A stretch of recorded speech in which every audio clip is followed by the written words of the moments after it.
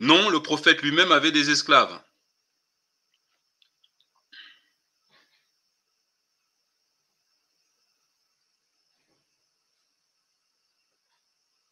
Bien. Troisième question. Est-ce que, selon vous, l'esclavage des Noirs a existé dans des sociétés musulmanes? Troisième question. Donc, apparemment, l'esclavage est autorisé dans le Coran. Hein. Vous voyez, c'est-à-dire que Dieu autorise qu'on vende des enfants, c'est ça. Qu'on émascule des garçons. C'est bien ce qu'on est en train de me dire.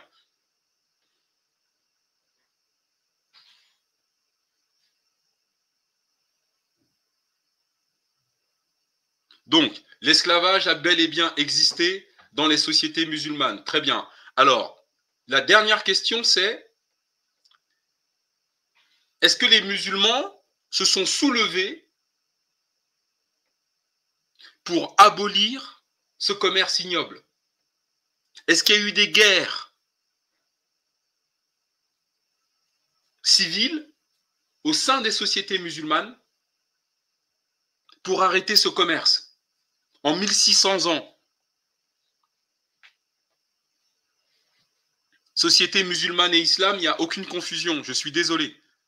Il n'y a aucune confusion entre le mot musulman et le mot islam. C'est la même. Faut arrêter ça. Vous les prenez pour des cons, quoi. Tu as déjà trouvé une société musulmane où on ne pratique pas l'islam? Ça existe, ça, une société musulmane où on ne pratique pas l'islam?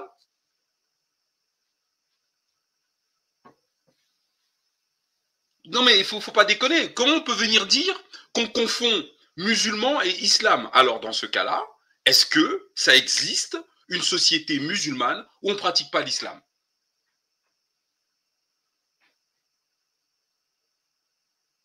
Israël n'est pas une société musulmane. Ah oh, putain, il y a vraiment des cons, c'est pas possible ça. Oh là là là là là là là là. Mais sincèrement, c'est du délire total leur truc, les mecs là. Israël est une société musulmane, voilà. Moi, je sais pas, moi. C'est, mais vraiment, hein. Je sais pas, allez regarder le foot là. Ils vous ont mis, allez regarder la baballe. Hein. C'est incroyable. Bon, on va démarrer le live. Je suis choqué en fait. Oui, il ne faut pas confondre société musulmane et islam. Ah bon? Pourquoi il y a des sociétés musulmanes où on ne pratique pas l'islam? Hein? Bien. Donc,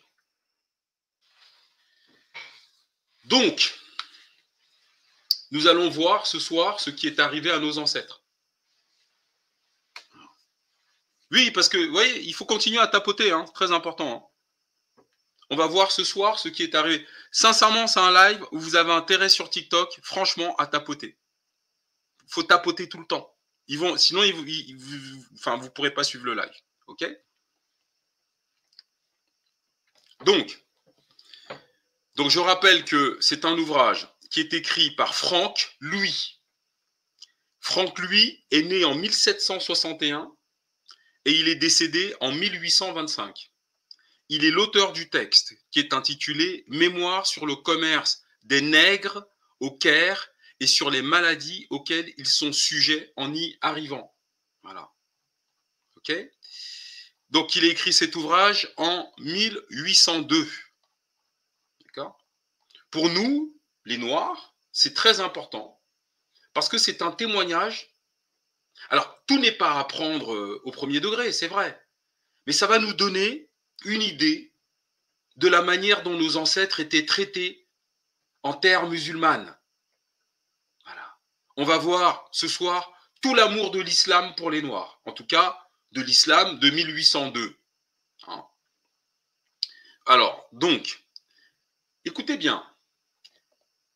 Alors, les Blancs et les Arabes essayent aujourd'hui de dire que comment dirais-je, d'expliquer que les Noirs, que l'esclavage a fait partie de tous les peuples, c'est-à-dire qu'en gros, tous les peuples sur Terre ont pratiqué l'esclavage. C'est faux. C'est faux. Voilà. Parce que le fait de dire que c'est un phénomène universel et que tous les peuples, de toute façon, l'ont fait, ça vient d'une certaine manière atténuer la charge de leur responsabilité ignoble.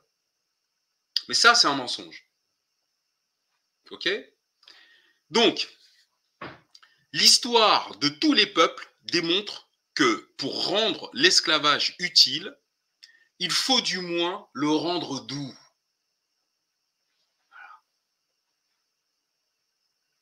Cette phrase, elle est juste incroyable.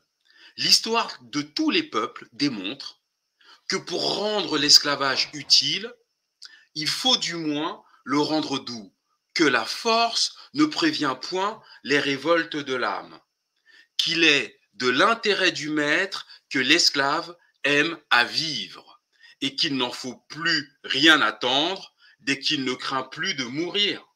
Ben oui, un esclave qui aime sa vie,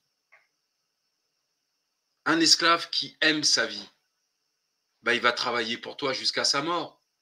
Par contre, un esclave que tu vas fouetter, battre, violenter en permanence, bah, toute cette violence ne fera pas éteindre en lui son envie de révolte. Voilà. Et un esclave qui n'a plus peur de mourir est un esclave qui ne voudra plus travailler, en fait. C'est ce qu'on explique. Et qu'il ne faut plus rien attendre dès qu'il ne craint plus de mourir. Voilà. Hein. C'est vraiment ça, c'est la pensée. Alors, eux, ils pensent, ils sont persuadés, parce qu'il faut quand même comprendre de quoi nous parlons. Les Juifs ont été au cœur du commerce de l'esclave. C'est-à-dire ont été au cœur de l'esclavage. Les chrétiens ont été au cœur de l'esclavage. Les musulmans ont été au cœur de l'esclavage. Les sociétés grecques et romaines anciennes réduisaient déjà en esclavage les filles dans leur propre société. Elles étaient déjà des esclaves. C'est-à-dire que les femmes n'avaient aucune existence humaine reconnue d'un point de vue juridique. Les hommes avaient le droit de vie et de mort sur les femmes. En 1804 de notre ère, c'est-à-dire 2 ans après ce texte, la France va sortir une loi qui consacre l'incapacité juridique totale des femmes. L'incapacité juridique totale d'une femme, on est en 1804, ça veut dire qu'en fait, elle a les mêmes droits que le mouton ou la vache qui est en train de paître dans la prairie, ou le cheval. Elle n'a aucun droit au sens humain du terme. C'est-à-dire qu'un mari peut tuer sa femme.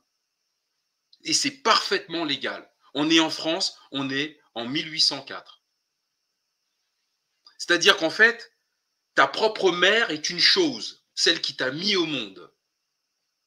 Je ne sais pas si vous vous rendez compte de ce que cela induit d'un point de vue psychiatrique dans des sociétés qui vivent de cette manière. Bah, c'est le cas pour les sociétés indo-européennes depuis toujours. Et vous avez encore aujourd'hui les stigmates de cela dans les sociétés occidentales et dans les sociétés musulmanes. C'est les stigmates de ça. Et vous avez des études qui vous montrent. C'est-à-dire, on a fait un live là-dessus, le droit des femelles. Je vais vous montrer la vignette. Il faut aller le voir, ce live-là.